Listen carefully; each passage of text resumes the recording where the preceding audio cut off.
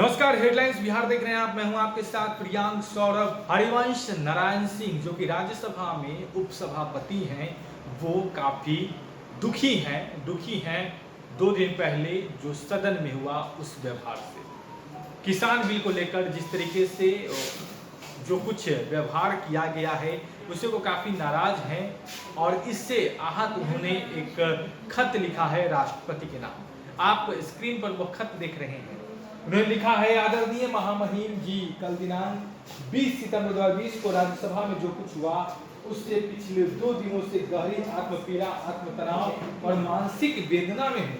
मैं पूरी रात सो नहीं पाया। जेपी के गांव में पैदा हुआ, सिर्फ पैदा नहीं हुआ, उनके परिवार और हम गांव वालों के बीच पीढ़ियों का रिश्ता रहा। गांधी का बचपन से गहरा असर रहा। गांधी, जेपी लोहिया और कर्पूरी ठाकुर जैसे लोगों के सार्वजनिक जीवन ने मुझे हमेशा प्रेरित किया। जयप्रकाश आंदोलन और इन महान विभूतियों की परंपरा में जीवन में सार्वजनिक आचरण अपनाया। मेरे सामने 20 सितंबर को उच्च सदन में जो कुछ हुआ उससे सदन आसन की मर्यादा को अकल्पनीय क्षति पहुंची है। सदन के माननीय सदस्यों द्वारा लोकतंत्र के नाम पर हिंसक व्यवहार हुआ। आसन पर बैठे व्यक्ति को भयभीत करने की कोशिश हुई। उच्च सदन की हर मर्यादा और व्यवस्था की धज्जियां उड़ाई गई। सदन में माननीय सदस्य ने नियम पुस्तिका फाड़ी, मेरे ऊपर फेंका। सदन के जिस ऐतिहासिक टेबल पर बैठकर सदन के अधिकारी सदन की महान परंपराओं को शुरू से आगे बढ़ाने में मूक नायक की भूमिका अदा करते रहे हैं, उनकी टेबल पर चढ़कर सदन के महत्वपूर्ण कागजात, दस्तावेजों को पलटने, फेंकने और फाड़ने की घटनाएं हुई। नीचे से कागज को रोल बनाकर आसन पर फेंके गए। नितांत आक्रामक व्यवहार, भद्दे और असंसदीय नारे लगाए गए। हृदय और मानस को बेचैन करने वाला लोकतंत्र के चीरहरण का दृश्य पूरी रात मेरे मस्तिष्क में छाया रहा।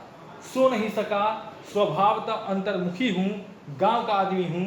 मुझे साहित्य, संवेदना और मूल्यों ने गढ़ा है।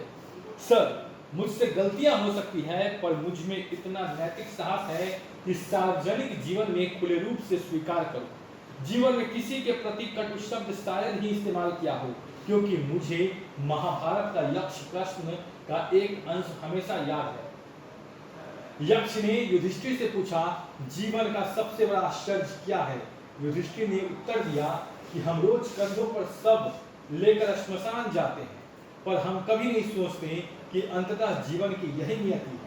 मेरे जैसे मामूली गांव और सामान्य पृष्ठभूमि से निकले इंसान आएंगे और जाएंगे। समय और काल के संदर्भ में उनकी ना कोई स्मृति होगी, ना गणना, पर लोकतंत्र का यह मंदिर सदन हमेशा समाज और देश के लिए प्रेरणा स्रोत रहेगा। अंधेरे में रोशनी दिखाने वाला लाइट हाउस बनकर संस्थाएं ही देश और समाज की नियति तय करती है। इसलिए राज्यसभा और राज्यसभा का उपसभापति का पद ज्यादा महत्वपूर्ण और गरिमामय है। मैं नहीं, इस तरह मैं मानता हूं कि मेरा निजी कोई महत्व नहीं है, पर इस पद का है। मैंने जीवन में गांधी के साधन और साध्य से हमेशा प्रेरणा पाई है। बिहार की जिस भूमि से मेरा रिश्ता है वही गणतंत्र का पहला स्वरूप विकसित हुआ।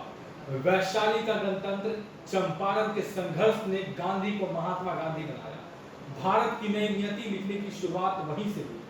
जेपी की संपूर्ण क्रांति ने देश को दिशा दी। उसी धरती के लाल कर्पूरी ठाकुर के सामाजिक न्याय का रास्ता सदियों से वंचित और पिछड़े लोगों के जीवन में नई रोशनी लेकर आया।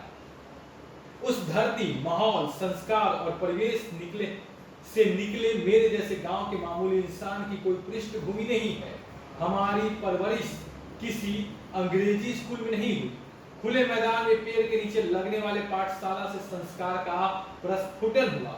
न 5 सितारा जीवन संस्कृति, न राजनीतिक दावपेच से रिश्ता रहा, पर कल की घटनाओं से लगा कि जिस गंगा और सरयू के बीच बसे गांव के उदात्त संस्कारों या संयमित और शालीन व्यवहार के बीच पला बढ़ा गांधी, लोहिया, जेपी, कर्पूरी ठाकुर, चंद्रशेखर जैसे लोगों के विचारों ने मुझे मूल्य और संस्कार दिए।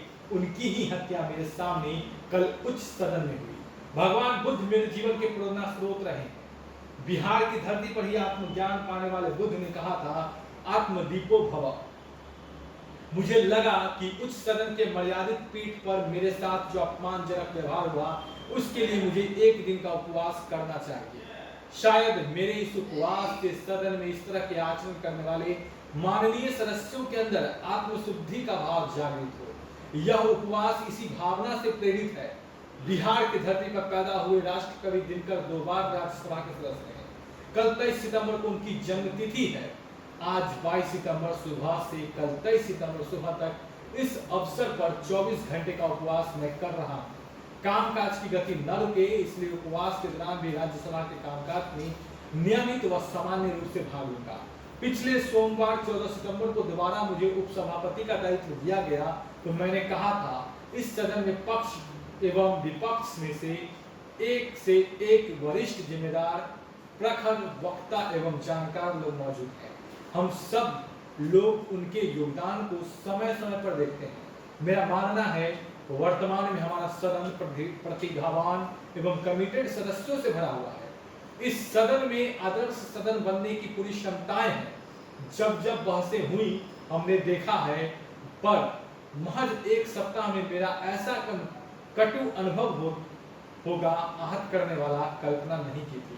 दिनकर की कविता से अपनी भावनाओं को विराम देता हूँ। वैशाली इतिहास पृष्ठ पर अंगल अंगारों का, वैशाली अतीत गह्वर में गुंजन तलवारों का, वैशाली जन की प्रतिपालक गण का आधी विदा था, जिसे ढूंढता देश आज उस प्रजातंत्र की माता। रुको एक क्षण पथिक, जहां मिट्टी की शीश नवाओ, राज सिद्धियां की समाधि पर फूल चढ़ाते जाओ। अपनी भावनाओं को व्यक्त करते हुए आदर के साथ हरिवंश। तो हरिवंश नारायण सिंह ने एक लंबा चौड़ा खत लिखा राष्ट्रपति के नाम। अब राष्ट्रपति इस पर क्या कुछ प्रतिक्रियाएं देते हैं, तमाम अपडेट्स हेडलाइंस बिहार आप तक पहुंचा रहा है। अगर आपने अब तक हमारे चैनल को सब्सक्राइब नहीं किया तो जल्द सब्सक्राइब कर लीजिए। धन्यवाद।